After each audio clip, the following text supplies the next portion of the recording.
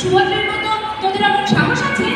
আমাদের আয়তনের উত্তর দিকটা কেমনটা দেবে? সেদিক থেকে আমাদের আয়তনে যদি একটু হাওয়া ঢুকে তাহলে সে কি? সে যে ভয়ানক।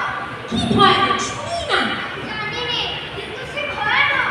আমি আর কখনো বলবো না। আমার কি হবে? শোন বলে সুভদ্র, কিসে কি হয় আমি তা কিছুই জানি না, কিন্তু যাই হোক না কেন আমি তাকে একটুও ভয় করি না। ভয় করো